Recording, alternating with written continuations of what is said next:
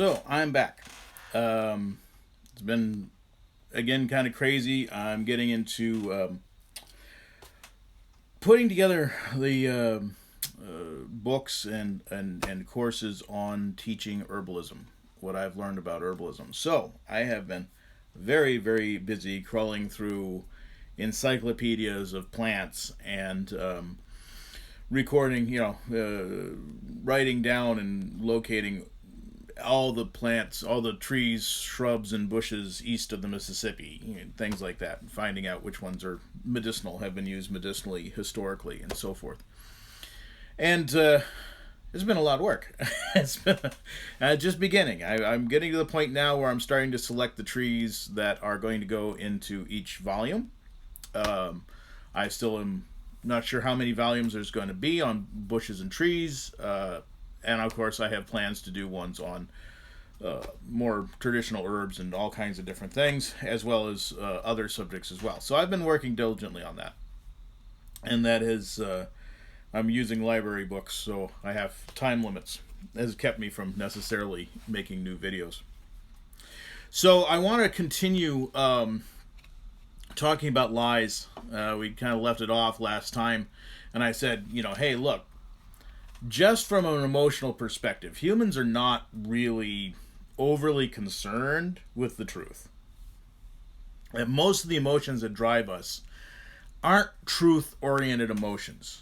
Even the better emotions, even emotions that are worth having, like play and caring, love, compassion, aren't necessarily super honest. I mean, there's an age-old saying that says you can be right or you can have friends. You can't do both. And this is, a very much a statement that even those of us who care, and caring is not a negative emotion, honesty, truth, is negotiable compared to how people feel if you're a caring individual. You oftentimes don't tell somebody your honest opinion. Do you think I look fat in these jeans? Do you think I'm going to be a star? Do you think they're going to like me? Whatever it is, you think I'm smart, don't you? All these things, these loaded questions that you don't necessarily, if you gave your actual feelings or actual information or presented evidence, it would be unappreciated. And it would diminish the relationship. So truth becomes negotiable. And of course, when we're talking about lower emotions, truth has nothing to do with lower emotions. The end justifies the means. And so most of us, we can make the choice to be truthful, to be honest, to be accurate. That's a choice that almost all of us can make if we want to, if we see value in it. But most people don't. And in our current culture, truth is not at a premium at all. We are an extremely deceptive and entitled and dishonest culture. We're perfectly fine with dishonesty. In fact, we laud people for their dishonesty if they win. We love tricks. We love to play games. We love, this is, the secrecy, the aura of secrecy around our society. We don't tell the citizens what's going on. We don't tell each other what's going on. You only get to know what's going on if you need to know it. In our estimation, you need to know it. And then we'll only give you what you need to know to accomplish the task that we're giving you. We have this enshrined extreme dishonesty as the root core of our society. And it's not good because the dishonesty always blows up. And it's one of the reasons things are falling apart right now. I mean, as much as I've talked about collapse becomes inevitable when honesty goes out the window. Dishonesty will always destroy itself. This is why, even though there's a certain preference for dishonesty through most of the emotions we experience, dishonesty is not a good policy. Never is a good policy. Because sooner or later, dishonesty destroys itself. It reveals itself, it diminishes itself, it destroys itself. So, it's not good to be dishonest. And yet, we have this tendency to kind of want to be dishonest in that way. So in this way, I was thinking this. There was a statement of saying, what are your, hints or characteristics to find out if somebody's lying? Well, one thing you can easily do is go look up Aristotle and all the list of logical fallacies. And some of what I'll talk about there is on the list tonight, but I want to take a slightly different approach. We could talk about how you can logically dissect an argument and determine whether someone is making a good argument or a bad argument. Whether they're doing it on purpose or not is a position of your own. You're going to have to figure that out for yourself. You're going to have to figure out somebody's motivation, kind of by guessing. But we can dissect an argument and see whether it's a good argument. Well, the tendencies towards that, or the rules, the status towards that has been long established. You can take a mathematical approach, a geometry approach. You can take a logic and reasoning approach. The problem is, of course, nowadays particularly, not very many people are given over to logic and reasoning. They don't like it. They have no patience for it. They don't know how to do it. And so logic and reasoning, unfortunately, are not accessible to a lot of people. So what I figured what I'd do is say, hey, look, there's a behavioral way that we can address our people necessarily being honest. We can look at people's behaviors, and, there's certain kinds of people who lie. There's a lot of people who lie, but there's certain kinds of people who lie, and those certain kinds of people have certain kinds of behavior. And they're very recognizable behavior. We've all seen them. We've all been the victim of them, and we've probably done some of them from time to time. If you think about, you got into the cookie jar when you were 5, and your parent said, "Did you get in the cookie jar?" How did you respond? You responded a certain very predictable set of behaviors, which your parent undoubtedly saw straight through. Why? Because they're extremely predictable sets of behaviors that liars do. So the easy way, aside from just knocking apart somebody's argument, because somebody can actually tell you an argument that's true, while meaning to deceive you. So, this is the whole thing about not telling the whole part of the story, what they call lies of omission. They don't tell you the whole story. What they tell you is 100% factual, but they leave out several key important points, and as a result, you reach a wrong conclusion, which they knew you would reach. And they meant for you to reach that wrong conclusion. So they were telling you, a person can tell you a good, solid, logical argument that's 100% factual, but's missing certain information. And they can still be lying to you. So even if we memorize all the different logical fallacies and so on, we're not immune to deception. We're not immune to lies. It helps a lot. It helps a lot, and it's very much worth doing. But we're not necessarily immune to lies. So if we look at who lies, now I've talked about the different emotions and which emotions care about lies or not care about lies. But we can look at society in another way too, and we can divide it up in another way that's related. I was saying that, if you're on the base emotional circuits of the human body, fear, lust, desire, and domination, if those are your main driving forces and you're not emotionally mature, you're going to be extremely, if not 100% deceptive. You're stuck as that 5th grader on the playground, or you're stuck at that 5th grader wanting a cookie when they've been told no. That's the sum total of the emotional maturity and sophistication that you have. And so you're going to be a dishonest person. You don't have, even if you understand that honesty is preferred, you don't have the maturity to worry about others. You don't have the care circuit working, so you don't realize that others need you to be honest, and that society as a whole needs you to be honest, and that dishonesty is destructive and is more of a negative than it is a positive. You only know your own personal short-term gratification. So if you're on those lower circuits, you tend to be a liar. We know that who these people are, and I've talked about them a lot. These are the narcissists. These are the antisocial personality disorder personality types. Grandiosity, risk-taking, all these sorts of things, including dishonesty. So we can break up society based upon various studies that have been done, and of course it happens to follow the Pareto distribution to a T. We can use the Pareto distribution, and we can use these studies to say, who lies, but more importantly, not just who lies, but how they lie, how much they lie, why they lie, in what circumstances do they lie. So it's very useful if you can ascertain where somebody's coming from or why they might be lying. You have a good chance of knowing who this person is, and in certain cases, you come to realize this person's never going to tell the truth.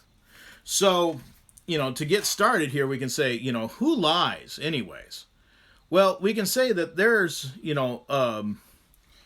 pathological liars, people who, even if they're cornered, even if their life depends upon telling the truth, they can't tell the truth. Everything, literally everything they say is a lie. They cannot speak the truth at all. That represents about 3% of the population. These are, this is an extreme condition. This would be, your psychopaths. This would be, extreme narcissism, stuff like that, where that everything that comes out of their mouth is a lie. And even when they're cornered, even when the truth would save them, they still can't say it. They've got to make something up. Doesn't matter.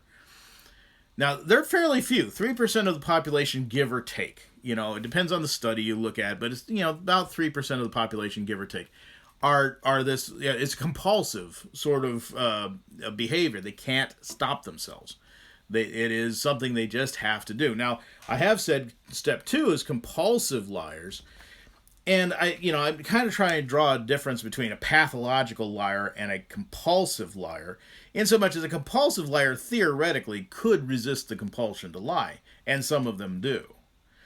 So a pathological liar, they can't. It doesn't matter if it would hurt you, if it would save their souls. They cannot tell the truth. A compulsive liar is going to lie all the time, but they might tell the truth occasionally, and oftentimes get a great deal of delight out of telling the truth in a way that is easily written off or overlooked or is intentionally deceptive in itself. So these are the people who potentially do tell you the truth, knowing that you're but not the whole truth, knowing you will take it wrong, knowing that you will be misled. And so compulsives are about 7% of the population. These are that hardcore people. These are the people who are really trapped in those lower emotions. These are the people who cannot tell the truth. And of course, like I said, that makes up like half of the lies that are told. Those people. Because this is a Pareto distribution. We know that 20% of the population does 80% of the lying. And that 10% of the population do 50% of the lying. So half of the lies that occur in a 10% group of people, and they tend to be either pathological or compulsive in their lying, and that's most of the lies we run into. So if we look at pathological behavior, if we look at narcissistic behavior, if we look at this sort of egotistical narcissistic behavior, and see how these people behave, when we can pick up on these behaviors in a person's personality, when we see the sorts of things that these people do, it immediately clues us into it's very likely that almost everything they say, everything that comes out of their mouth, is probably a lie, or must be scrutinized with extreme caution. We do a lot of disjustice in our society to the whole society in general. I mean, a lot of these things, like very grand statements, very sort of sexist, racist sort of statements, a lot of times paint a whole group with a particular trait or tendency. I mean, that's kind of almost a definition of racist behavior, is to paint an entire group of people with behaviors of a small minority. And this is definitely done to men, where in recent times it's like all men are rapists, has been put out there. All men fantasize about rape. All men are potential rapists or are rapists. And this has been put out, the whole Me Too thing, the whole feminism thing, the current whatever fourth wave or whatever feminism. I don't pay a lot of attention to that because it's mostly lies. And that's the thing, is that, yes, there are rapists amongst men, about 20% of men. 20% of men do about 80% of the rapes. So to blame all men as rapists is to be extraordinarily and horrifically unfair to the 80% of men who are not. So too, with any other statement of prejudice, is to say that everyone does something when it's probably 20% who do. And interestingly, again, it's the same 20%. It is the same narcissistic, psychopathic, egotistical, entitled 20%. The most entitled 20% do almost all of the negative behavior, the lying, the raping, the stealing, the murdering, whatever it is. And that's the true for both sexes, and it's true for any other sexual orientation, and it's true for every race. Now, there's some variation, but it's roughly true and similar between different groups. So it's worth it here when we're talking about the truth is that, yeah, almost everybody lies to some extent, which we'll be showing here again in another way. Almost everybody lies. It's become something of a what do they call it? Existential nihilistic sort of truism that people are liars. Well, that's not. Yes, people do lie, but they lie for different reasons, and they lie surprisingly less than people think. Most people tell the truth a fair portion of the time. It depends on what they hope to get out of it. It's only that base 10% that they can't tell the truth. They really can't tell the truth. It's always a lie. So we look up into the other area, though, and once we get beyond that 10%, we've got advantage liars. And that makes up about 40% of the population. What's an advantage liar? I don't have the credentials to get this job. I'm going to fluff up my resume. I'm going to tell a few lies. I'm going to say that I graduated from Harvard instead of community college. I'm going to say that I took some classes that I didn't take. I'm going to say that I speak a couple of languages that I don't speak. I'm going to fluff things up a little bit because it's a personal advantage to me, provided I'm pretty sure I'm never going to get caught. If I think the likelihood of getting caught is very low, and there's a clear advantage by saying some things that are not true, yeah, I might do that. That makes up about 40% of the people. Now, that is relevant because, we get into like a politician who makes political promises during a campaign, and they don't mean it, and they don't have any intention of fulfilling it. They don't even try. And this begets the whole political thing. Now, a lot of politicians fall in that first 10%. They are pathological or compulsive liars. But a lot of them also fall into the advantage liar category, which is to say that if you know them, they might tell you, if they like you or whatever, they might tell you the truth. But where it's a question of are they going to get an advantage, they can't necessarily be sure that they're going to tell the truth. If it's something where there's a competition and whether they win or lose is that question, you can't expect them to be necessarily very honest. But in friendship or in cooperate, they can cooperate, they can be friends, and just in passing, they probably won't lie. Unless they see there's a clear advantage for lying, they probably won't lie. And we have another group, and that's the convenience liars. There's another 40% of the population. They lie for convenience. They just don't want to deal with telling you the truth. The truth might be hurtful or inconvenient, or reflect poorly on them or whatever, and it's just embarrassing, and it might be a lot of work, and you might not believe the truth, and so why tell you the truth anyways, because you wouldn't get it? Or whatever. They oftentimes will make up stories about why they lie, but it's basically essentially a sense of it's disrespectful, obviously, that they think so lowly of you that you wouldn't know or accept the truth. So they're inherently not a very super respectful people, and they're really just very lazy. They lie because it's easier than the truth. And so we have a large section of the population, 80% of the population, that, when it's not pivotal, they'll tell the truth. And they don't have a problem telling the truth. But as soon as it's, an inconvenience to them, or as a competition, or it's something else, then out come the lies. And this is a lot of people. So, and there are certain flags you can see from them too. We also have the defensive liars. And this is kind of where I fall. I will tell you straight out, yes, I do lie. I don't lie necessarily on here. There's no particular reason. If there's something I don't want you to know, I just don't tell you. At the same time, is if I run into an enemy, I'm not going to be telling the truth. If I realize that I am fighting for my own survival and so forth, I will be extraordinarily dishonest. I will use. I'm a very excellent at improvisation, and I'm very excellent at acting, dissembling.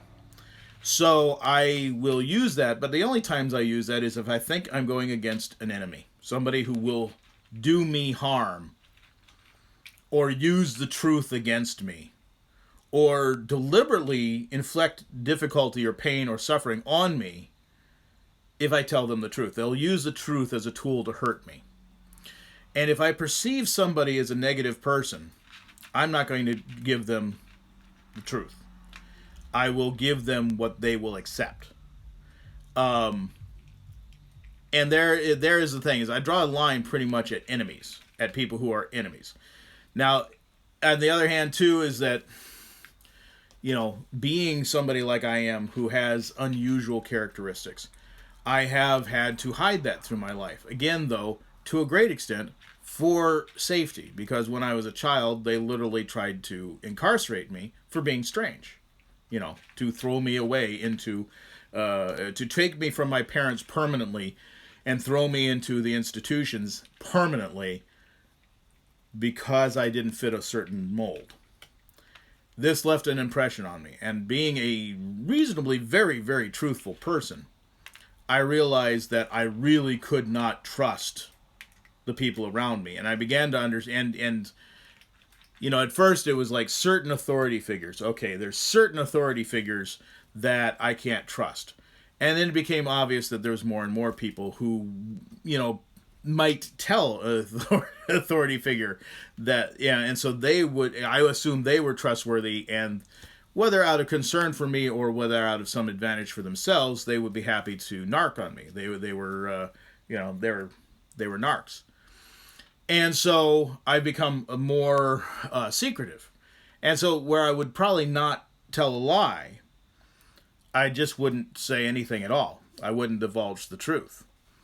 And I lived all my life that way a long time, out of a sense of paranoia, an earned sense of paranoia. I'm not inherently a paranoid person, but I have earned a sense of paranoia because I've been backstabbed a lot. And in trusting people, in telling the truth, it has frequently been turned against me. For one reason or another, for a caring reason or for a malicious reason, and more often than not, a malicious reason. And so it has led me to be very circumspect with what I say, and I prefer, but not being a liar by nature, I will hold my tongue, I will hold my silence, and just not say anything, and I'll let people assume what they will, not confirm or deny anything. And that is generally my stance, unless there's an active, direct confrontation, in which case I will lie my ass off. There's a lot of people that way. I'd say there's about 7% of people that way. They will lie to defend their families. They will lie to protect their children. They will lie to defend life and limb. They will lie to get people's attention that need to pay attention. They will do things like that, but there's always a different level of motivation, either a self-preservation, self-defense thing. Self-defense is all about deception. Very rarely, somebody who's going to fight me is not going to be smaller and weaker than I am, in most instances. They're going to be as big or bigger than I am, as strong or stronger than I am. So I'm always going to be fighting from disadvantage. Unless I'm aggressing against somebody else, I'm always going to be fighting from disadvantage. And this is true throughout the animal kingdom and the spiritual world as well. If there's a confrontation, if there's a fight, generally, if you outclass whatever it is that is the problem, it runs away. But if it feels it outclasses you, it's going to push the fight. So you're always, if you're dealing with real street fighting, and if you're dealing with real self-defense, and if you're dealing with bullies and thugs and stuff like that, you'll always be fighting up. No matter who you are, you'll always be fighting up. And so the way you equal out that is through deception. Is either through some sort of a trick like concealed carry, where they don't know that you're armed, but you are armed. Concealed carry is a deception. I'm not armed. Oh, yes, I am. Or making yourself look smaller, weaker, more pathetic, more, whatever, leading the person on so that they become overconfident, or they overestimate or underestimate you, and then being able to launch your, explosive and devastating attack, because you're only going to get one. And you're only going to get one quick one. So you better make it absolutely devastating. Because, again, if you're fighting, most likely, it's because the other person perceives you as not a threat. They feel they can win. So in that situation, deception becomes extremely important, to be able to lure the person into making a mistake that helps to even the playing ground. It helps to even the field. And I mean, I've taught people this. I've taught people to be deceptive, in so much as I've helped to teach self-defense courses, and I'm very oftentimes teaching to women, women's self-defense courses. And of course, women always, every time, it's always going to be fighting up. Just because the morphology of the body is almost always going to be fighting up, and temperament and various different things. And again, those people who are going to aggress against a woman are generally going to be bigger, stronger, more aggressive, more entitled, more willing to inflict pain, and so forth. And so for them, they're going to have to, one of the things they need to do is be aware. The other possibility is that they feel that they're a weaker party, and then they're going to use deception. And so we get somebody like a Jeffrey Dahmer, and this has been used in innumerable serial killer films, is that instead of struggling with the women, what he does is he gets a van, and he gets the van rigged so that once you're in the van, you can't get out. You can't go out the side door. All the locks are disabled.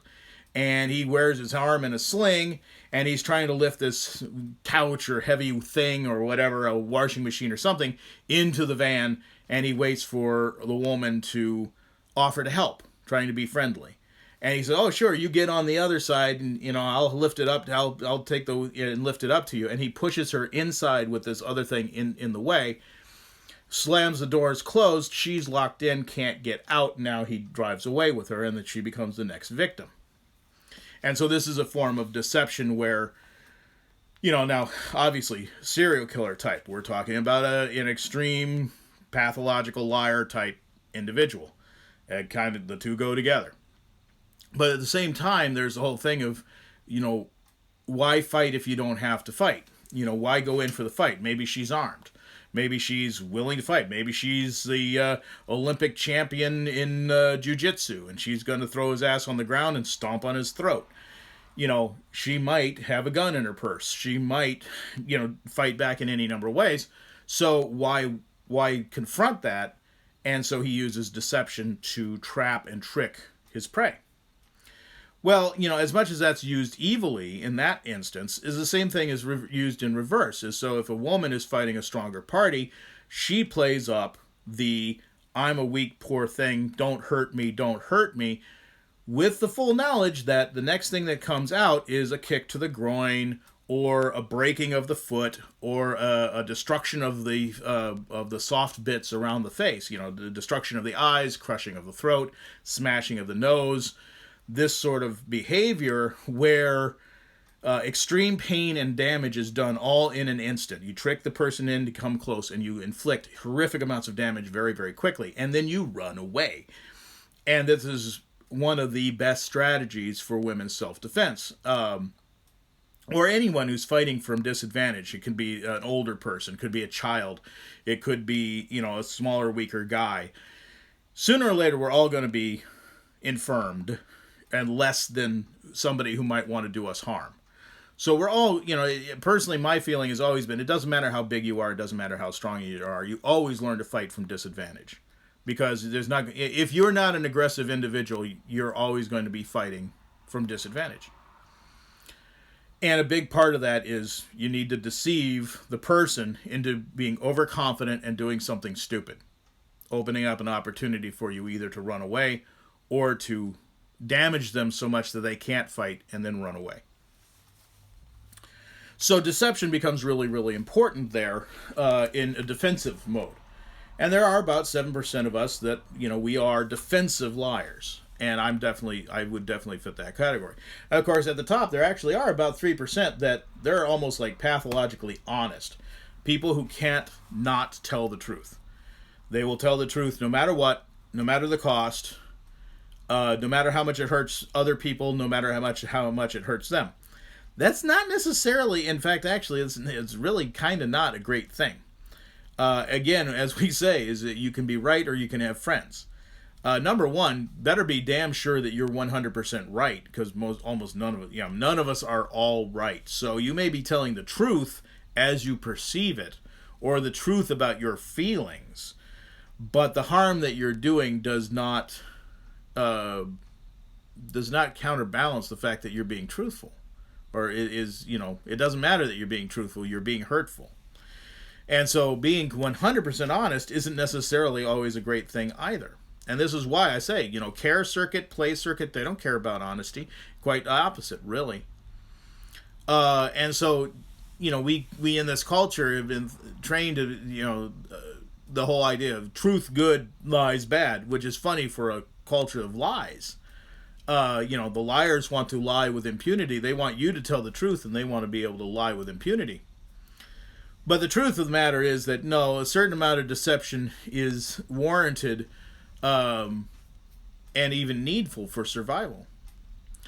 But at the same time, too much deception, and too much deception of the wrong kind, completely and always will destroy society. It's a catch-22 we live in. We can't be entirely 100% honest with each other. But if we're not honest with each other most of the time, and in most of the ways that matter, we will destroy ourselves. So, the main point here, though, is that if you can learn to spot pathological liars, compulsive liars, and advantage liars, and to some extent convenience liars too, if you can spot those liar types from their behavior, and you usually can, if you can learn to spot that, you will pick up most of the lies. In fact, if you can just learn to spot the pathological and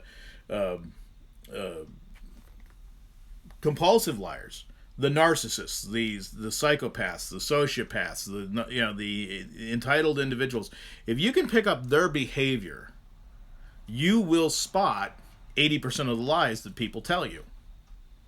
And of course, once you've figured out that a person actually is that, or even is probably that, you come to understand you don't trust a single word that ever comes out of their mouth, ever. They cannot ever be trusted if they are a compulsive or a pathological liar. So, what are these behaviors? What can we figure out? What are the common behaviors? Well, number one, censorship. They'll tell you there's stuff you can't say. They will want certain things not to be said. Nobody censors for any damn good reason. Period, end of story. There is no good reason to censor anybody ever. You say, well, what if somebody is going to be hateful, engage in hate speech or whatever like that? Then you know they're an asshole. That's a really good thing to know. If I'm meeting somebody, I want to know that this is a person I either want to be around or I do not want to be around this person. How do I know this if they are censoring all their speech? It's through their speech that I'm going to find out that something's not right upstairs, and that this is a person who I need to not listen to. And so, it's very important that we have a freedom to speak. Anyone who engages in censorship, right or left, and both do it, both right and left are very keen on censorship. Anyone who does that is usually pushing a narrative that's non-supportable. There's inherently a lie at the basis of their system, what they want to impose upon others. There is inherently a lie in the right. There are inherently a lot of lies in the left. Both sides are entirely dishonest. And both sides love to say, there's far less of the extremists. It's the extremists that want to censor more than it is the average person. Again, it is that 10% or so. They're split between both sides. We got psychopaths on both sides. It doesn't matter. In any subgroup, there's going to be a mirror. There's going to be a smaller, similar dispersion as there is in the larger group. It's a fractal. No matter how you divide the groups up, they're going to tend to fit the same parameters. So we know that however you do that, that's going to happen. So yes, there are psychopathic manipulators on the right. Yes, there are psychopathic manipulators on the left. The question is, how much are they in control and authority of the whole situation? But anyone who's wanting to tell you is going to shout you down. They'll shout you down. I mean, that's another thing. Shout down. So what do you have with liars? Okay, you've seen this on the playground. Absolutely no, you have. You get into a fight or a confrontation with somebody. The authority figure starts to walk up, say, "What's going on here? Calm down." The deceptive party runs up to, "Oh, help me. They tried to steal my shit. They hit me. They punched me. They kicked me. They attacked my friend." Total lies. But they're really aggressive to running up first, and they're, "Oh, no, they did it first. They shout you down. They talk over you. They try to censor you. They try to limit your ability to speak. Because, there's an old adage about, a lie is halfway around the world before the truth has even gotten dressed. And so this is, this is unfortunately the thing. This is what it's saying, is that liars are very aggressive about shouting down their opponents, being the only voice that gets heard. So anywhere you see anyone censoring, no matter what reason they give, there's never a damn good reason. Anyone who's aggressive about pushing their agenda and not allowing the other people to speak and not allowing the other person to speak their side of the story, that is a big red flag that that person is being dishonest. That is not, honest people don't do that.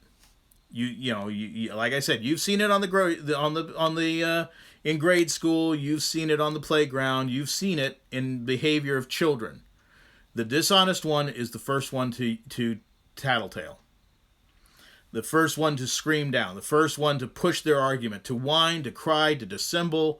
They're so hurt. And they were the ones who were the aggressors. It's bully behavior. This is all, bullies fit into this category. Whether a bully is necessarily antisocial, which a lot of them are, or whether they're just lying to advantage or whatever like that. They feel they can get away with it.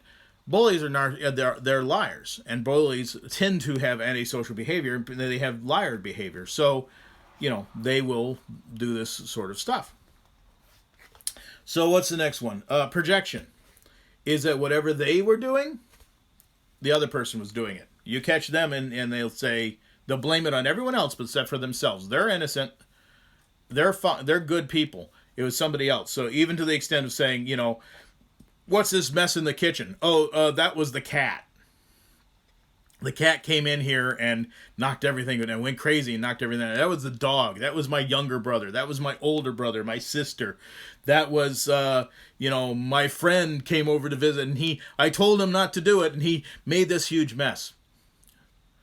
Projecting their criminality, their law breaking, their rule breaking, their bad behavior, anything that would perceivably get them in trouble, projecting that on anyone else besides themselves.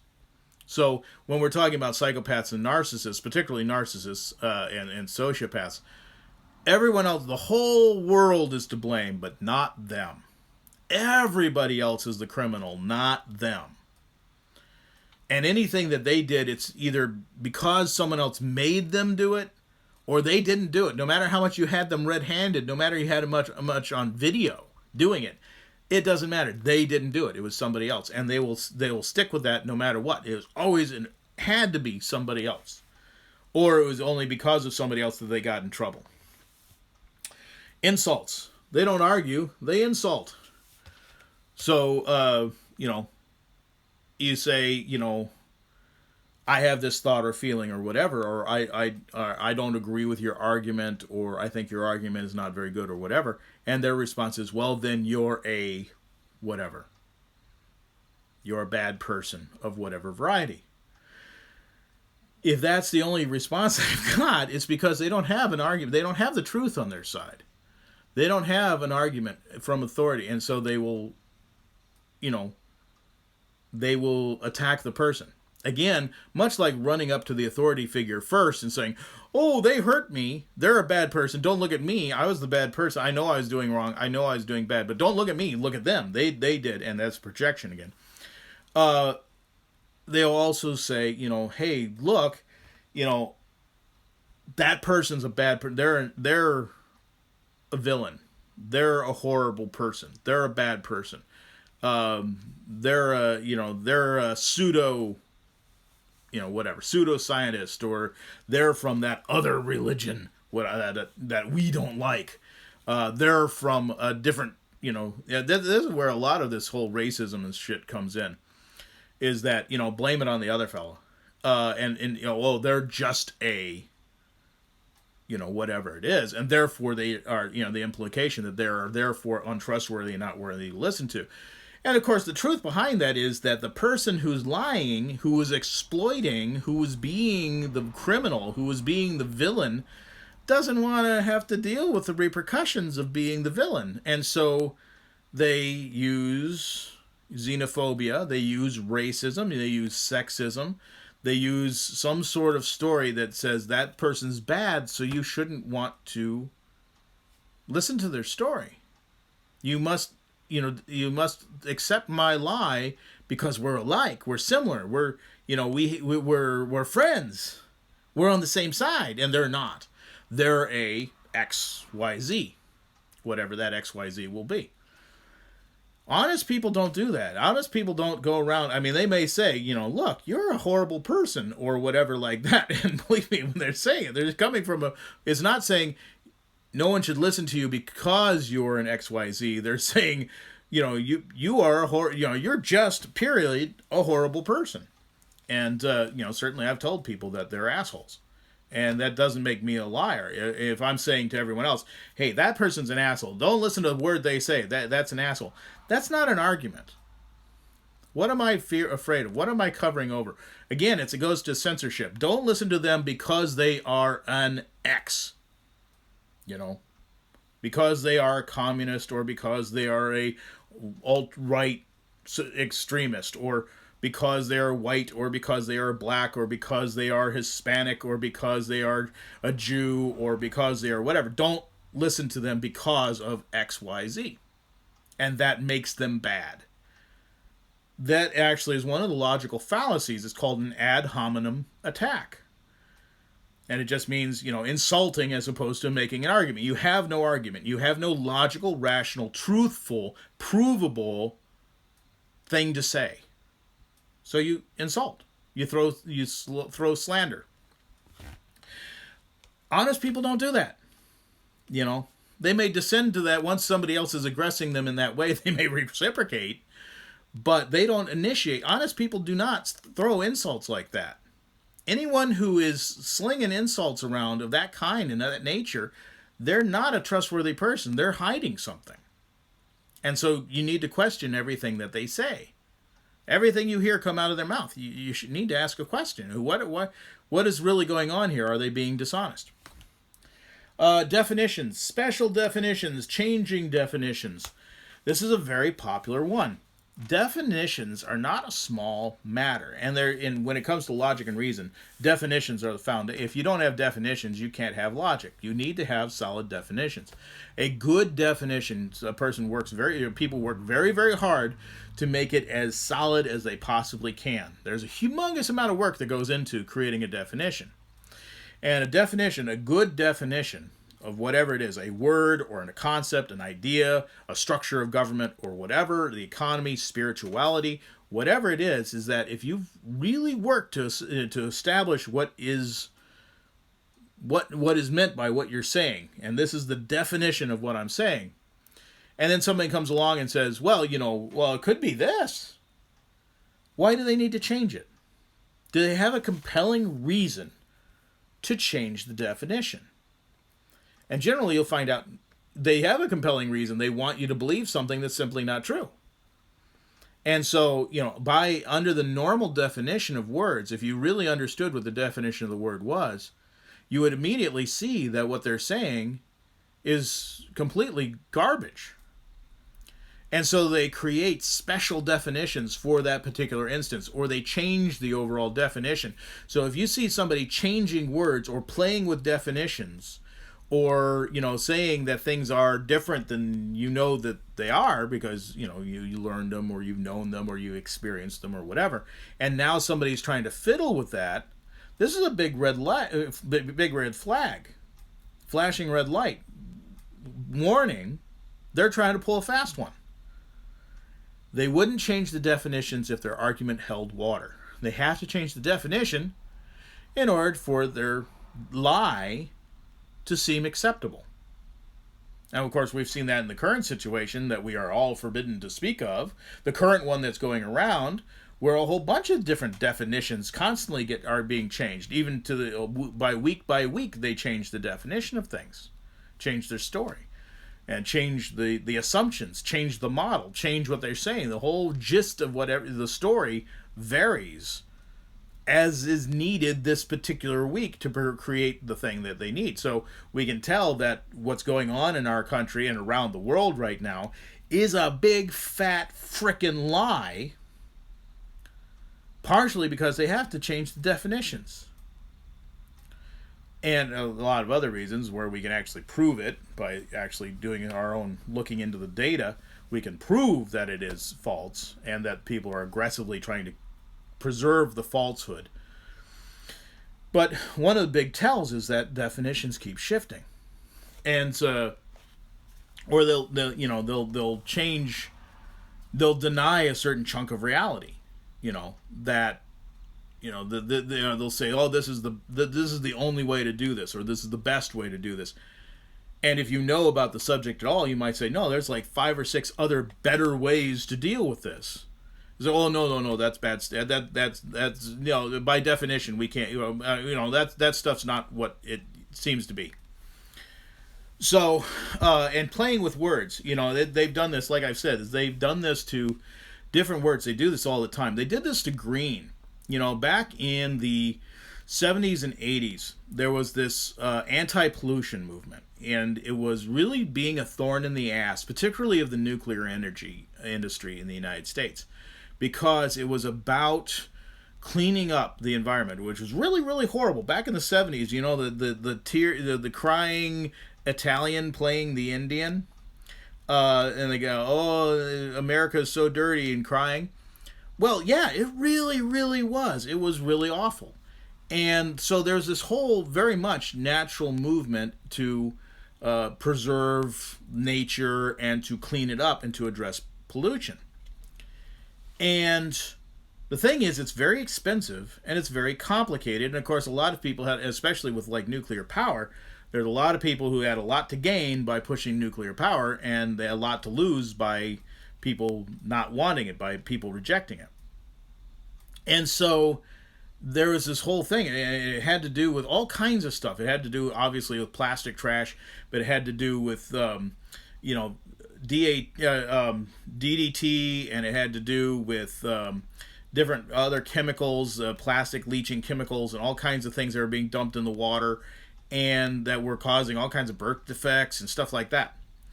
And at some point, people started to kind of to identify with the word green, that this was the green, that they were interested in a green world, green life, green whatever. And so suddenly politicians and academics and industry started pushing out the idea of taking the word green and turning it to mean something else. Turning it to mean something else entirely, which has culminated in the current situation with this obsession about carbon dioxide. Because whether you believe that that's true or not true, or bad or not bad, or whatever, the thing is that you hear extensively about carbon, and you don't hear about all the other chemicals. You don't hear about residual pharmaceuticals. You don't hear about the different agricultural chemicals leaching into the water and contaminating groundwater. You're not hearing really about the fracking.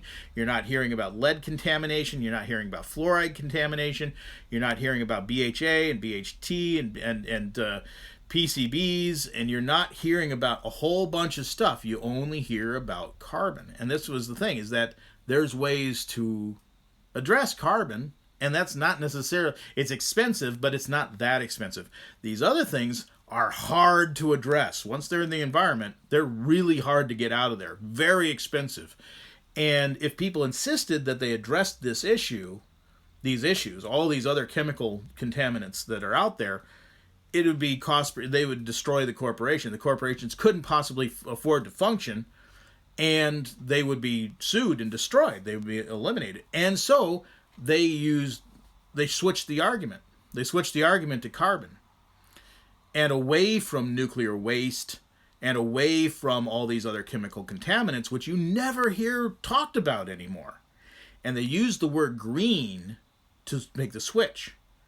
And so they redefined there was an organic new word. The people were calling themselves green, and they meant against pollution. And they took that and they switched it and meant against carbon. And they did very successful. And then they put a lot of money into pushing green means anti-carbon, which is kind of funny because almost all the green initiatives actually put more carbon into the environment than the alternatives. Light bulbs being an excellent example. The overall pollution and the overall energy expenditure into non-incandescent light bulbs is massively higher on the carbon scale, as well as higher on all kinds of other things like lithium and so on. Into the environment, they're far more polluting than the incandescent light bulbs were. But they pushed it because, it's green. And so the word green, the definition got changed. And it was to push a redirection, a misperception, is to stop getting people to concern themselves with things that are actually more concerning, that are causing all these cancers and are causing all kinds of illnesses and are killing people and causing birth defects and doing all this sort of stuff. Ignore that and focus on this. Because, hey, we can, say we're planting trees and that makes us carbon neutral, which, maybe it does and maybe it doesn't. That's a complicated statement, and it's not necessarily 100% true. Again, is that they playing with the definitions. What do you mean by carbon neutral? What kind of carbon? What form of carbon? Are the plants taking in the same kind of carbon that you're putting out? Are they actually sequestering the carbon that you're putting out or not? Are they sequestering all the pollution you're putting in out or not? Generally not. So this is a way of lying, is that by changing the words. And I've said they've done this with the word shaman. They've done this with the word witch. They've done this with the word sorcerer. They've done this with the word God. They've done this with the word atheism. They've done this with a lot of different words, very key words that have to do about who we are as a people, morality, our culture, and so on. And they've changed the definition. And this is how they deceive people. This is how they push a lie, and it seems like the truth, because if you accept the new definition and you weren't aware or reject the old definition, then you accept the new argument, even though the new argument is a false argument. And this is how one of the major ways they manipulate people. Moving goals. Another thing they do is they'll say, oh, well, we're going to do this, or we're categorically not going to do that, and then all of a sudden something will happen and they'll change it. And this is something all narcissists do, and so on. They'll say, well, as long as you get this done, as long as you do this, then, right now with the current situation, as long as you're good and you self-isolate and you wear your mask and everything like that, maybe we can all get together to have Christmas together. And then when we get close to Christmas, it's like, well, no, you can't. No, it's not been good. Yeah, no. But back to where you were. Lockdown, self-isolate. And they've been doing this all the way from 15 days to slow the spread till now they've been moving the goalpost. And this is another indication that there's a deception going on here. This is something that narcissists and psychopaths do all the time. If you'll do X for me, then maybe I'll let you go, or maybe I'll give you, maybe I'll, kill the person last, or maybe I'll make it easy on you and kill you quickly, or whatever. If you do, oh no, I'm going to change that. I've changed our deal. Moving the goal is a mechanism for control that is exercised by this lower 10%, emotional 10% that are manipulative.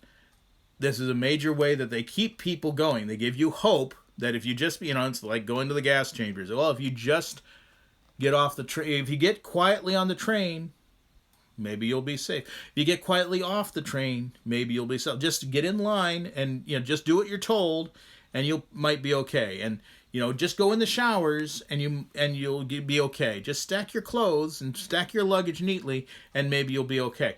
And every step of the way, giving the people hope that it's a normal situation. They can keep pushing the goal. Just do one more thing. Just do one more thing. Just do one more thing. Oops, you're harmed. You're dead. You are trapped. You are enslaved. You are whatever. So moving the goal like that is a really big telltale sign that a manipulation is going on here. That what you think is going on is not what's going on. Something else is going on entirely. Backpedaling. When you call somebody on their crap, they backpedal. I never said that. You can't show. No, I didn't say. I didn't involve in that. We weren't like that. Things where especially not nowadays. There's video. Person has video of a person doing something. And then they get called out on it, and they find out, oh, crap, this is not socially acceptable. This makes me look bad. Again, is lying for advantage. These are advantage liars as well as pathological and compulsive liars. Oh, this makes me look bad. Well, I never said that. I never said that. I never, they hit somebody, and it's like, well, he hit me first. No, I never hit anybody. I never hit anybody. I don't even know how to hit anybody. Backpedaling. Changing the story and potentially doing it multiple times is like they'll say, oh, well, I didn't. Well, okay, I did do it, but I only did it a little bit. It was a little tap. It was a love tap. This sort of backpedaling, trying to find that acceptable story is a really obvious thing. Again, he's like, did you take the cookie? Well, no, I didn't take the cookie. Well, maybe I climbed up there to see how many cookies we had left. Well, I ate one cookie, but I didn't eat any of the other cookies. That was somebody else. Backpedaling, changing the story like that in that sort of desperate way to try to find some sort of a lower. I'm good, they're bad. Don't look at me. This is a sign that there was a deception going on. That person is dishonest. Assumptions, controlling assumptions. This is we can all agree that this is the way the world is, right? They ask you to make an assumption that probably is not true and unwarranted. This is how they trap smart people. Is they put out an assumption that is probably untrue, but they get you to they put pressure on you to accept this assumption. They will put pressure on you so you don't have time to think about the assumption they're asking you to make or what its implications are down the line. It may seem fair in the moment, and religion does this all over the damn place, is that they will say, well, everybody wants to go to heaven, right? Well, the only way to go to heaven is by doing this, by doing what we say. Therefore, you must do what we say, right? Well, you would go back and say, well, wait a second. The whole idea, everyone wants to go to heaven. Well, wait a second. What heaven are we talking about? Why do you have authority over who gets to go into heaven? What is this heaven thing anyways? Does it even exist? Or is this some sort of a mutated form of an experience or just something that's made up? Wait a second, what are you peddling? When you say heaven, are we talking the Elysian Fields? Are we talking Fiddler's Green? Are we talking the Happy Hunting Grounds? Are we talking Valhalla? Are we talking, what are we talking about? What is this heaven that everybody wants to get to? Maybe I'd rather go to Valhalla, thank you very much. Or to Tirnanog, or someplace like that. But no, they say, well, everybody wants this, right? They ask you to accept a certain assumption. If you really, and being agreeable people, more honest people, tend to be more agreeable, unless you're an ornery bastard like me, a grumpy guy, or a person who's been burned so much as to be a bit of a asshole. Earned again. If you've been burned enough to turn into an asshole, and this happens to a lot of empaths, I'm reasonably empathic. A lot of empaths, especially extreme empaths, end up being extremely careful about who they socialize with. And so they may come on very strong and very aggressive. And it's an asshole. And it's a means of protection. It's trying to figure out it's defending themselves from these liars, from these abusers, and so on. And it's trying to figure out a way to find the wheat from the chaff. So people who have been pushed a lot can get very ornery. The thing is that if you can get past that, if you can show that you're not trying to abuse them in that way, then you might find out that they're actually one of the more decent people. That they'll give you the shirt off their back kind of thing. But that's the thing, is that a person who gives you the shirt off their back, people will ask for their pants too, and their car and their house and all their money and everything else. They'll just keep pushing. So, and some people say, hey, drawing the line here, and if that means I have to be an assertive asshole or an aggressive asshole, then that's what I'm going to be, so that I don't get all these abusive people taking advantage of me. And so, that tends to happen a lot to people who tell the truth and people who are more empathic. But, this is a way that that liars then is, they'll try to use these assumptions. And unless you are willing to come right back with, what are you talking about? Unless you have a quick mind and you can link the pieces piece to piece and say, that's dumb. Why would you say that? That's stupid. Or, no, I see where you're going with this. I mean, the communists love to use this all the time. It's like, we all want fairness, don't we? Well, now, wait a second. What do you mean? What do you mean by fairness? Well, no, fairness is a good thing. We want it right. We're going to make everyone fair by making everyone equally a slave and equally poor. We're going to enslave everyone. We're going to take everything from everyone and dole it back out in the amounts that we decide after we've taken a large cut for ourselves. And everyone will be equally poor, and everyone will be equally a slave, and everyone will be equally abused, and then we'll be equal. And that's a good thing, right? No, it's a horrible thing. It is a thing that has killed millions and hundreds of millions of people. It is a thing that always is atrocious. It is a categorical evil. But they'll say, well, we all want fairness. And it starts with, we all want fairness, right? That little right asks you to make the assumption, because if you're an agreeable person, you say, yeah, well, I think I like the idea of fairness. As if you're a grumpy bastard, you say, wait a second, now what do you mean by fair? I mean, who's to say I want things fair? Maybe I want some challenges. Maybe I want my life to be extra harder so I can be stronger and better than everybody else, and stronger and better than I used to be. Maybe obviously you don't want things to be fair, because your actual solution is that you get to have all the goodies and dole them out as you see fit. That's not fair. What gives you the idea that you're so smart and you're so special that you've got this all figured out? What makes you so glisteningly special that you're better than everyone else who's ever tried this and ended up just murdering shit tons of people? Is that fair? In all honesty, is that fair? Was this a special definition of the word fair that I was not previously familiar with? But this is how they try to get you. This is how they try to suck you in. And a lot of times it's used in cults. You all want to go to heaven, don't you? Well, I've got the inside line. You want the inside line to heaven, don't you? Right. That's another assumption. Can you accept will you accept the assumption that I've got the inside line to heaven, and that everyone wants to go to the heaven that I endorse, And if you can accept both those assumptions that I have the inside line and you want to go where be where I want, where I'm talking about going, if you accept it, well then obviously there's only one conclusion. You've got to listen to me and do what I say. Except for, of course, the person has no inside line and they're full of crap and they're abusive and they kill people. And so this is, we all want peace. We all want love. We all want, respect. We all want equality. We all want this. We all want that. Right? Be careful of statements like that.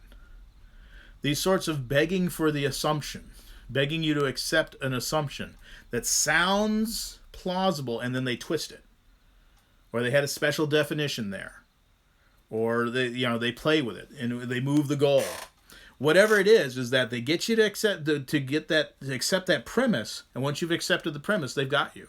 They've trapped you in the lie that they want to sell you. And so always question premises. Is this really what you're saying really what you say you're saying, or is it something else? This is where they say question everything. Question premises, question definitions. These are what control of the argument. Whether we're talking about a logical argument or whether we're talking about whatever, the course of a conversation, whatever. If a person can control definitions and assumptions, they can make you go anywhere you want to the extreme of depravity, to genocide, to extinction. They can make you go anywhere and make you feel like you're trapped, that this just had to happen. And of course, none of it had to happen. Gaslighting. You didn't hear what you said. You thought you heard. I didn't actually say that. You misheard me. You misunderstood. You're the stupid one. It wasn't me. It was you. All this sort of stuff is that you wanted to do the abuse. All this lovely gaslighty type crap. Constantly used by liars all the time. It goes with the whole backpedaling. It goes with the shouting down. It goes with the shouting insults. All that sort of behavior. All is not necessarily gaslighting, but related to gaslighting. And they all go together, and they all basically say this person has something to hide. This person's been caught out. They're a dishonest person. Honest people don't gaslight people. Honest people don't call people names. Honest people don't backpedal. They don't change stories. They don't move goalposts. They don't do any of these things. The only people who use these things are liars who are caught in the act of lying. So you see that stuff, and immediately the bulb should go off, and you should be like, there's a liar here, and it's going to be the person who's doing this. Story changes. Talked about that a lot, and as I talked about with shamanic stuff. And with spirits, it's always ask the question 3 times, what the Hyokas say. Or I say, ask it a lot. Just ask it a lot. Ask it until you're very comfortable with that it is consistently the same answer. And I've talked about how the police use this, and they'll ask you to repeat your story 7, 8, 10 times, 20 times, or whatever, to make sure that it's consistent. Liars can't remember what they like unless they have rehearsed it, and in which case it will be the same almost every time. Unless they're a really good actor, they will say the same words over and over and over again, same cadence, same structure. It won't change if they've practiced it. Most liars, they're winging it. This is where they get into, maybe it was me, but it wasn't all me. It was mostly them. All these sorts of things. The story starts to change. Major big sign. If somebody can't remain consistent, and if there's a change, they can't point to you and say, okay, we genuinely believed this was true, but now there is new evidence, and so we must change our mind based upon the evidence. They can say that, that they might be being honest. But if they say, it's not a good idea. Well, yeah, it is a good idea. Well, it's a good idea if you do it this way. Well, it's never a good idea. No one's ever had that work out for them before, except for now we're going to try it, and it's going to work out for us this time. This constant changing of the story is a sign that something's not right. The story should remain consistent. If the story keeps changing, somebody doesn't understand what the nature of the story is, and they very easily could be lying to you. Threats and extortion goes along with insults. So, you don't believe me? I'm going to punish you. I'm going to threaten you. I'm going to take something away from you. I'll blackmail you. I'll expose you. I'll dox you. I'll I will fine you. I will subject you to extra scrutiny. I will summon the authorities to descend upon your residency. I will audit your business. I will do whatever. You better agree with me or else. You better give me what I want. You better agree with this. You better go along with this or else. Honest people don't do that. Ever. You see that behavior, there's a lie going on. There's an extortion going on. There's criminality, there's thuggery going on when you see that behavior. Doesn't matter, right or left. You see that sort of shit, somebody's being dishonest. Someone is being abusive. Conceal facts. They may admit that the facts are there, but they're if cornered, but they'll hide them. They do this all the time. Is talk about, well, scientists are all honest, right? No, not at all. Compare, if you actually ever sit down and read a study and you read the headline and abstract, and it will say one thing, and it's tailored, that's what they want everyone to believe. And a lot of times it'll say exactly the 180-degree opposite of what the evidence proves. Or what they'll do is they'll have the headline and abstract be exaggerated. Exaggeration is another thing that liars love to use. Not always. Just exaggeration can be just somebody who's excited. But liars love to use exaggeration. And they'll exaggerate it, and then they'll provide the evidence, and the evidence seems to support what was said. But then down in the footnotes, in the fine print, little tiny, the contract fine print, down in the fine print, it says, yeah, we made this all up, or we fiddled the way we did things to make it look this way. And so this concealing of evidence, anytime there's, some level of secrecy with stuff that should be disclosed and it's absolutely not being disclosed, and people are trying to keep it concealed, like election audits, things like that, and people are running around trying to make sure that you don't hear the facts, and people are destroying evidence, and they are concealing things, and they are saying, weaseling words. It's like, well, we did this. Well, we didn't really do that, but we meant to do that, and we, so forth. Concealing the crime. Concealing the lie. Liars have to conceal a lot, or else the lie comes out. So that's sort of concealing behavior. Anyone engaged in that, they're engaged in a lie. Period. End of story. The lie may or may not be what you think it is, but it's a lie. Honest people don't do that. Honest people don't cover their tracks because they have no tracks to cover. Abusive humor. A lot of ways this is used. A lot of times, if a person's a compulsive liar or whatever, they'll actually tell you the truth, but they'll do it in the form of a joke. They'll act, or they may tell it to you very straight-faced and say, I would never trust me. I'm not a very trustworthy person.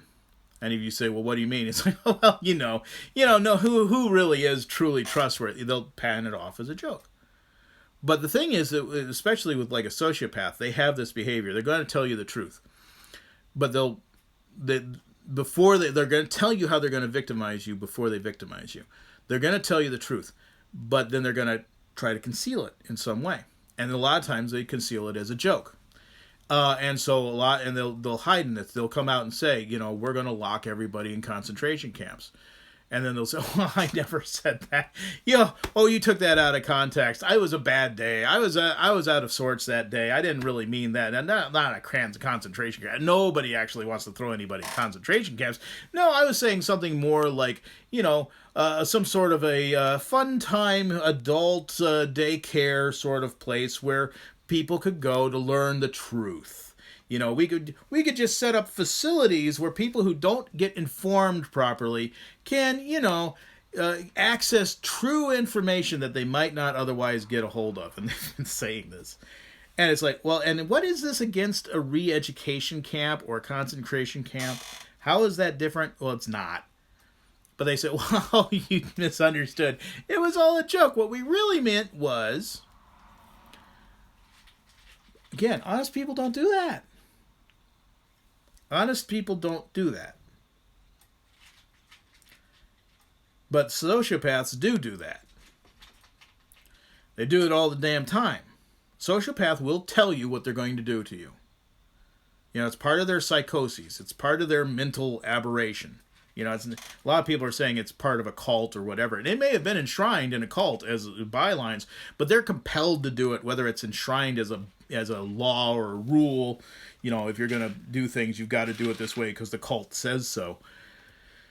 Whether the cult says anything or not, they would feel the need, they would have to do it. But the thing is, then they pass it off as a joke. I can't believe you believed that. I was joking. You didn't know I was joking? I was obviously joking. Who would believe that? Oh, obviously I'm not serious about that. Yes, they were. And this again goes back to self-defense, is that, if you are in a confrontation with somebody, and that person says, oh man, I just want to bop you in the nose. They do. And they're probably about to. And so this is something, or if you're with somebody and they say, sometimes I just want to beat the shit out of you. They do. And you say, well, what do you mean? Well, what do you mean you're going to beat the shit out of me? You think you can, you think you're going to beat the shit out of me? You think you're going to take me? And they say, well, hey, calm down. I didn't really mean that. Sometimes you get on my nerves is all. Bullshit. They were telling you the truth. Listen to that. Understand they're telling you the truth. When they tell you these horrible things, they're speaking the truth. But then when confronted, they'll backpedal and oftentimes try to turn it into a joke. They'll laugh it off. Oh, I can't believe, all yell, ah, ha, ha, ha, I can't believe you believe that. Ah, ha, ha. That sort of cackly laughter that we all have some familiarity with over the last year or so since the election. This is a sign of discomfort. This is a sign of being caught out. Big smile, big fake smile or whatever, whatever. It's called duping delight. They can't help but smile. They can't help but laugh. Laughter can be an indication of fear, that they're afraid they're going to get caught, that you caught them. They were telling you the truth. You caught them. And so they laugh out of nervousness. People laugh out of nervousness a lot, especially in confrontational things. People will laugh out of nervousness. But while a person's lying, a lot of times they get this great big smile on their face when it's very inappropriate. So, and that's what's called duping delight. They're excited and having fun that they're getting away with lying to you. So while the lie is coming out of their mouth, they'll, oh yeah, and then they held me down, and then they beat the shit out of me, and the smile doesn't belong there. It's incongruous. And then they kneecapped me, man. They took out both my knees, and they beat me in the head until I started to bleed out my ears. And why am I smiling? Why am I laughing? Because I'm full of shit. That's why. Didn't happen. I'm so excited that you're believing me. You're believing my lie. Isn't this awesome? I got a smile. And people can't help it. It's a subconscious thing to do. And so you always look for these sorts of behaviors. Somebody who's telling the truth has a tendency to lean forward and be very earnest with you and be very serious and even be very forceful. It's like, look, I did not do that. A person who's telling the truth is very engaged. A person who's lying is oftentimes going to lean back, or they're going to cross their arms, or they're going to try to put some distance. You don't want, or they'll be like, oh well, hey, let's have some fun here. These are all defense mechanisms. These are all signs that somebody has something to lie. They're lying, that they're concealing things. Check out different body language experts. I like Body Language Ghost, but there's other really good ones too.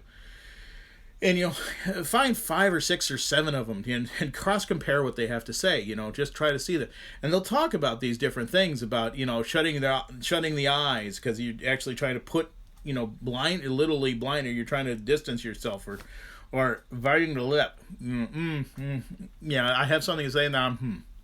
I had something. There's something I'm holding back. I actually bite my mouth closed.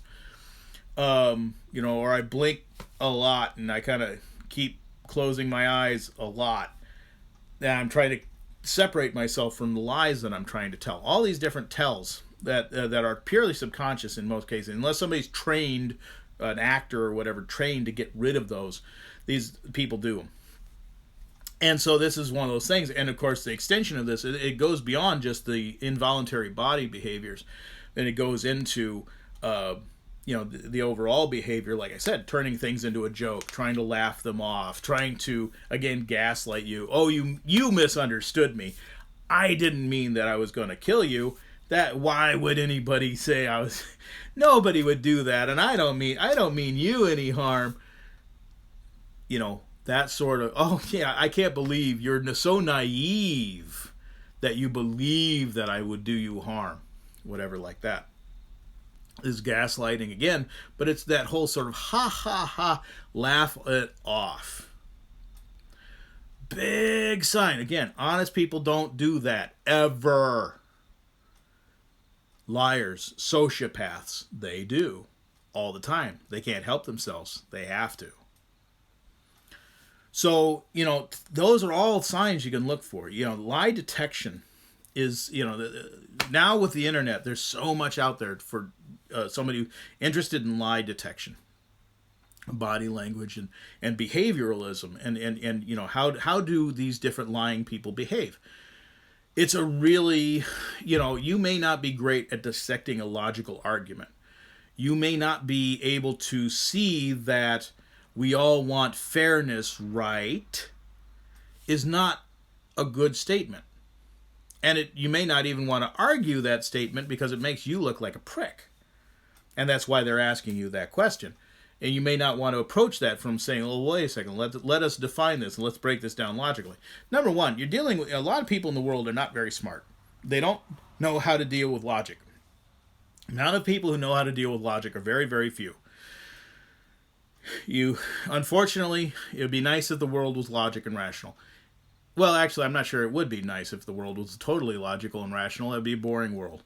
And it would be an uninventive world. It would be an uncreative world. Creativity has elements of insanity insanity to the average normie type person, but not its willingness to explore different possibilities. I mean, we're on here talking about shamanism and spirituality and this stuff like that.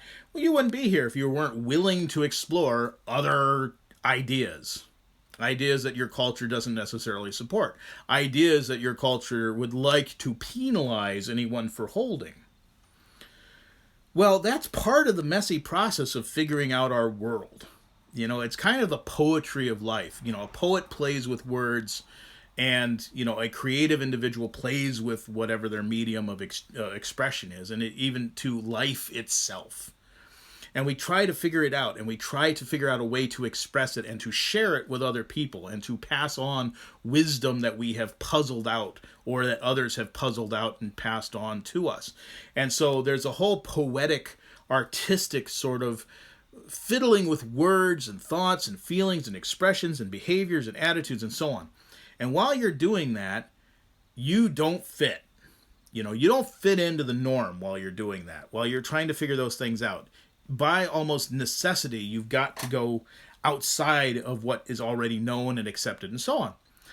That makes most people very, very uncomfortable. Traditionally, there's good reason for that because, tradition was, here's the way we know we don't die. When you hear somebody talk about tradition, you should really think, here's the way we found out that we don't die. And so this is what we do so we don't die. And that's really what taboo and really what tradition's about. That doesn't mean it's the right way or the best way or a good way or even correct. It just means this is what we are pretty sure is important to keep us all alive. And so this is what we do. Anyone who's going to break with that, and of course, again, within shamanism, this is very famous, that the shamans break with that stuff. They're going to seem unreasonable and possibly crazy, and they're going to be exploring things that other people just don't simply dare to even think about exploring. And yet, in that exploration of all the strangeness that is excluded from the little frame we create for ourselves, that here's our reality, that we're out here in La La Land trying to figure things out. You look crazy. So they have statements like, there was never a great invention or a great advancement in humanity made without some madness. There's no genius that exists without a touch of madness. Well, let us define madness, shall we? Are we talking about genuine madness, like an incapacity to put two thoughts together, where you actually skip over things and you can't think straight? Or are we talking about exploring the world in a way that other people can't really do? They don't have the courage to do it, or they don't have the creativity to do it, or whatever. If the latter, then we're not talking about insanity. We're talking about something that's profoundly uncomfortable to the normie types, but it's not insanity. It just sounds like insanity when you're stuck in a little frame. Insanity is actually like you literally cannot physically get your brain to work right. That the parts are not talking to each other right. That's real insanity. I'm going to explore some things and find out whether they're good or bad, work or don't work, and how they might work, and so on. And then I'm going to try to figure out how to tell this to people. That's not insanity. That's called exploration. That's called creativity. That's called art. That's called poetry. So, we have, again, how do we play with definitions? What do you mean by crazy? Crazy being, again, an epithet, something that, that is a ad hominem attack. You're crazy. Well, do you mean I'm literally crazy? That I have lost touch with reality and I can't process information right, and I'm subject to, outbursts of psychotic breaks and stuff like that? Or do you mean you're profoundly uncomfortable with the way I'm living my life, or how I'm approaching things? Because one is literally crazy and the other one is just, exploring life. And so, here is this nuance, is that, we need to move beyond just logic. Logic works in a frame. Outside that frame, logic doesn't necessarily work. If we don't have certain specific structures, science, logic, rationality, and reason don't function. If our assumptions are bad, it will turn into bad results. If our definitions are bad, it will turn into bad results. Logic is like a computer to a large degree, is that if you put in garbage, you get garbage back out again. And so you need to make sure your frame has is factual, is the truth. And this is why liars want you to squirrel with your assumptions. They know, especially if you are a logically inclined person, that if they can get you to accept an altered definition, and if they can get you to accept new assumptions, poisonous assumptions, and demonic entity, spiritual entities, negative spiritual entities do this too.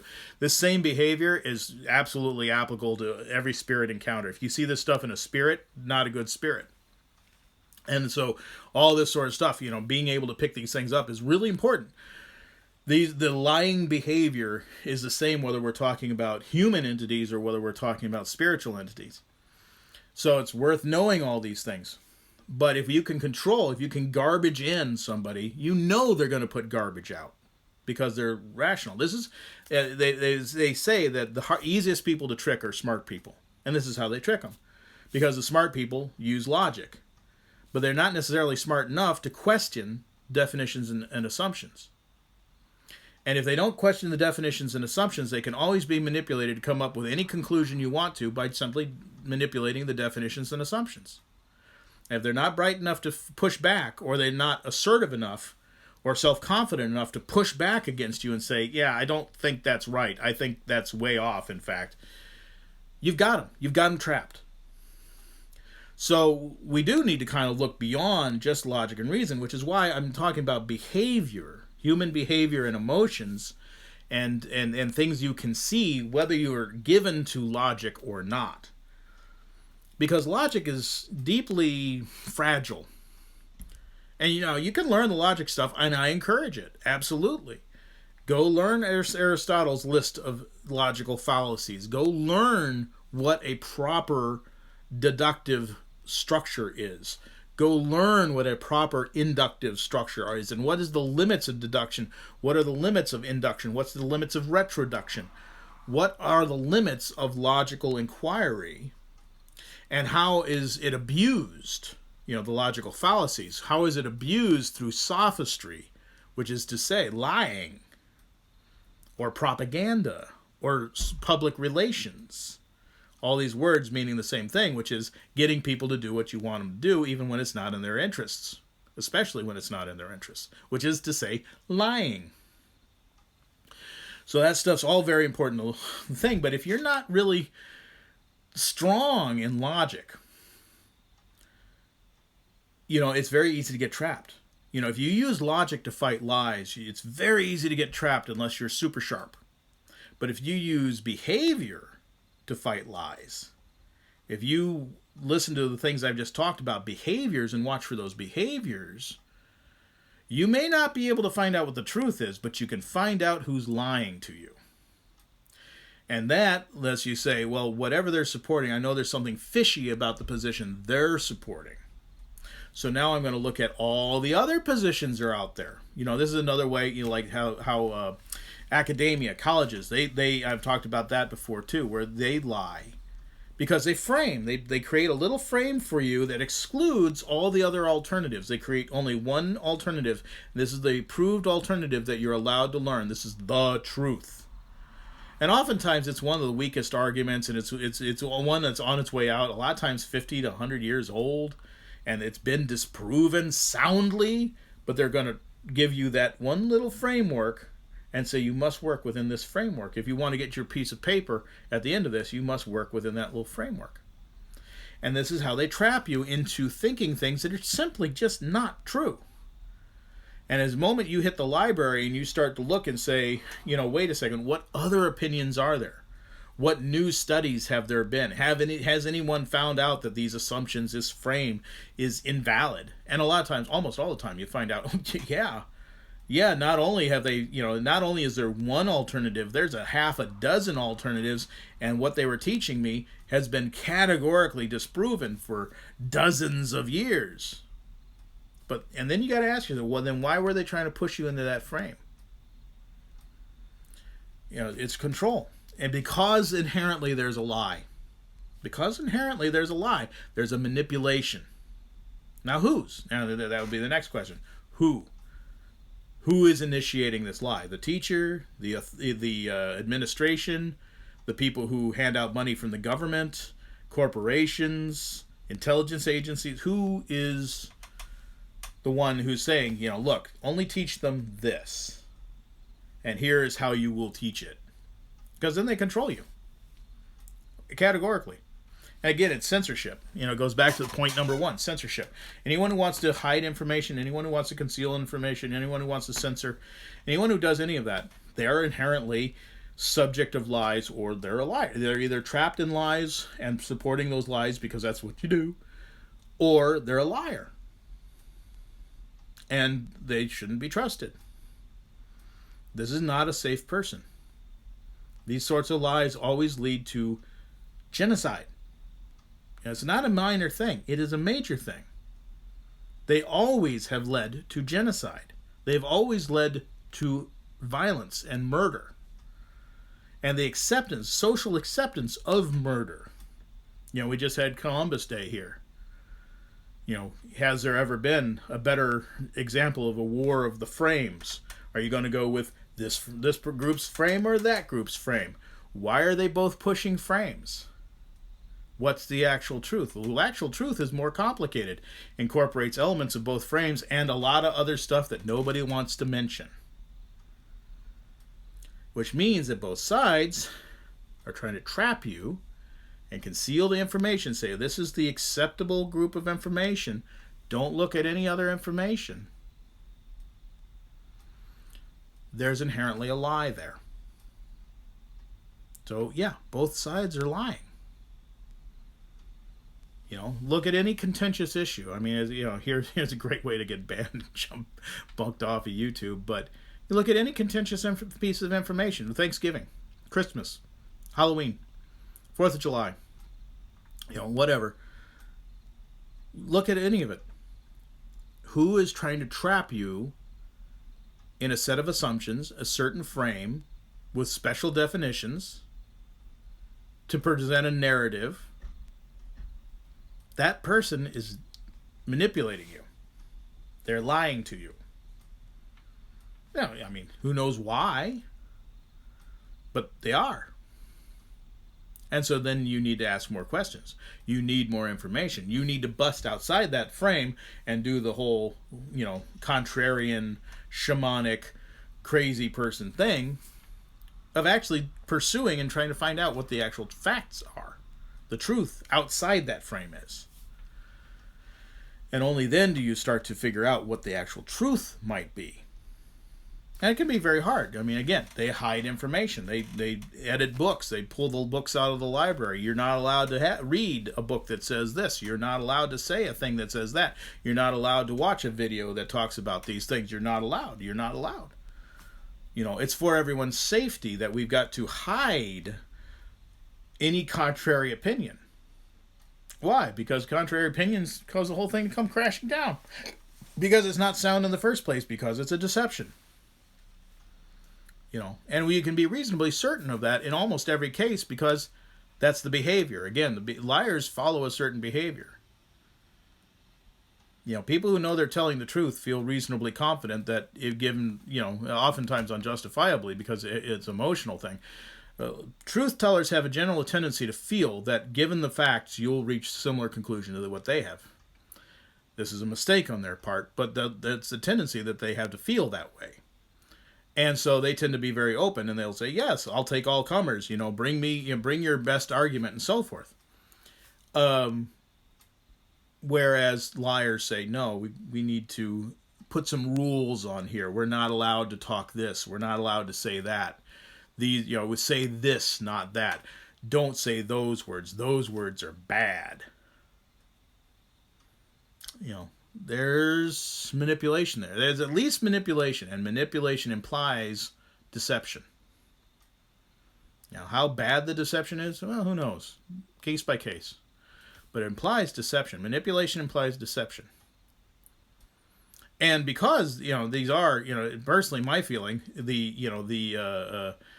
one of the empathic people has become hyper assertive in through the suffering of being an empath has become hyper assertive, is that my feeling is, that small deceptions invariably lead to large manipulations and abuse. And that cannot be tolerated. So even the toe in the door cannot be tolerated. Ever. And of course then immediately, "Oh, well, why you're attacking me?" Yeah, you deserve it. You're damn right I'm attacking you.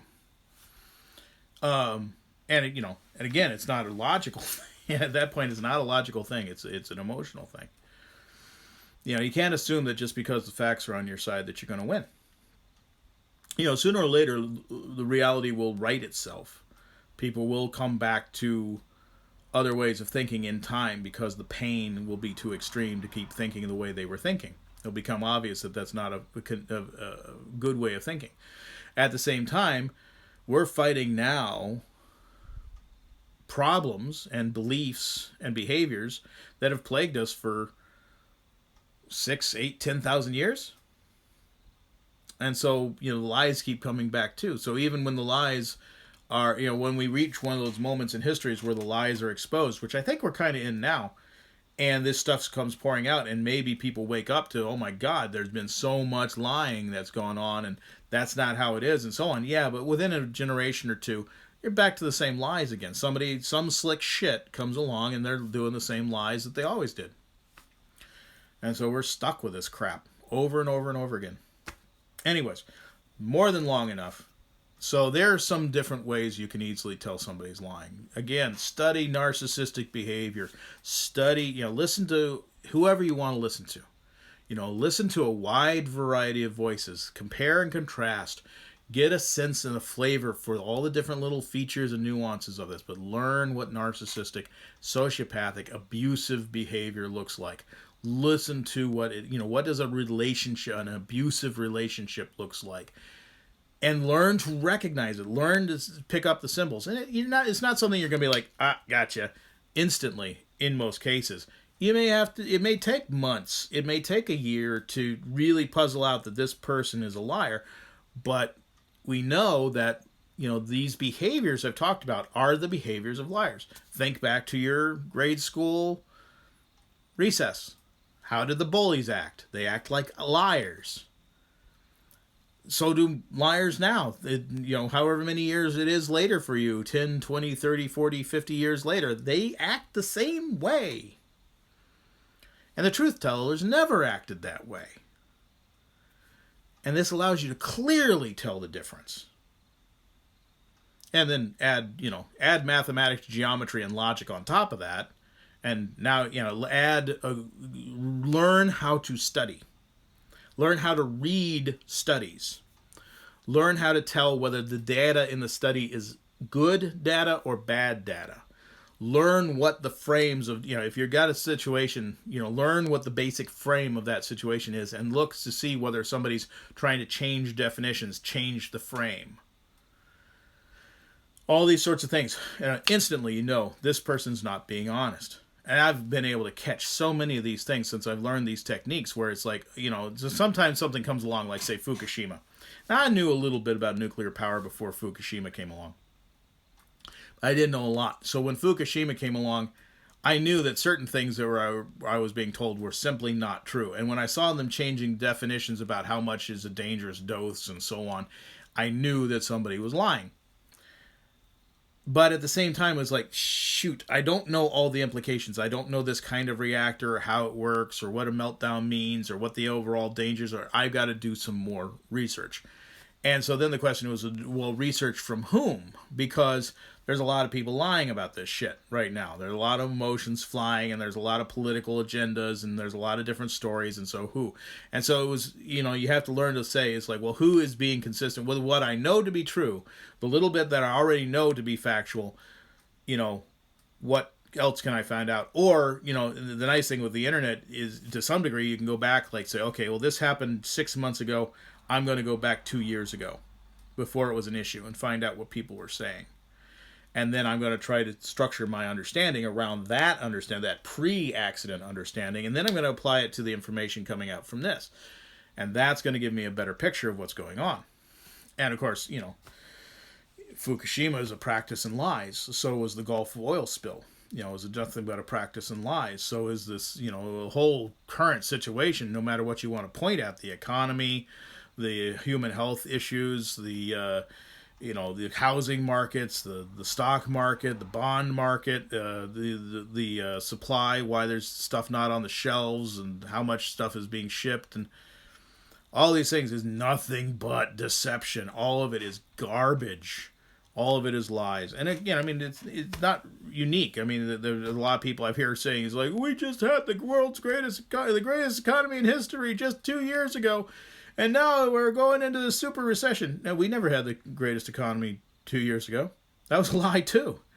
That was absolutely a lie. Now, it was a lie. It was a lineage lie. It was a lie that Trump inherited, but he just kept going with it. He didn't feel, he tried to tell everybody it was a lie, and nobody wanted to hear him, so he just kept going with it. And he was willing to take the accolades. He knew it wasn't true, and he was willing to run with it. It was a lie.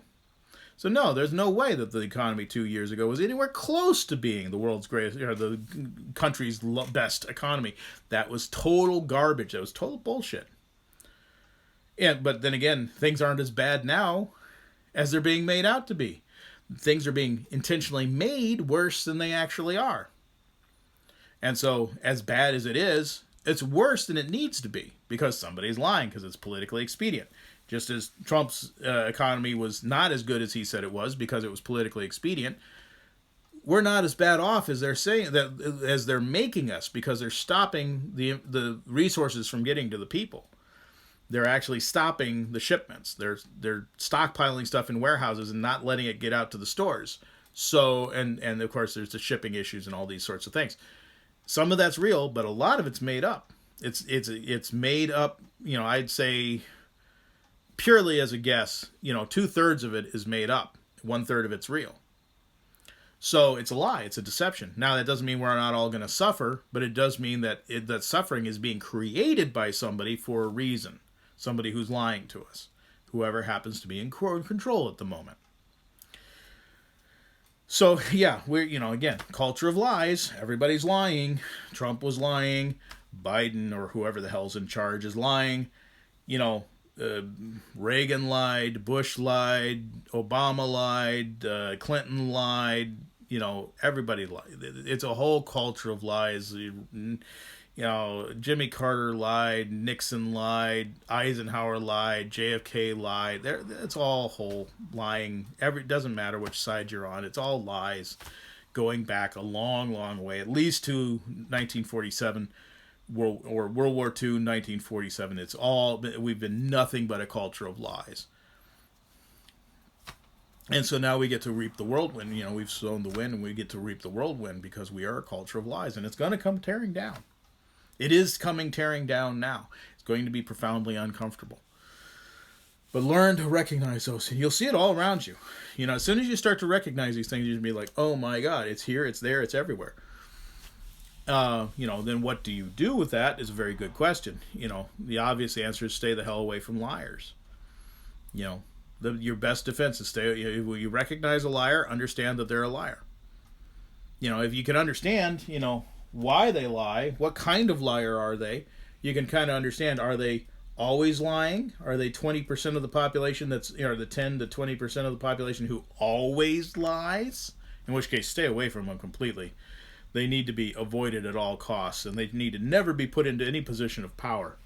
And this includes almost all of our politicians and everything like that currently. That needs to be done away with.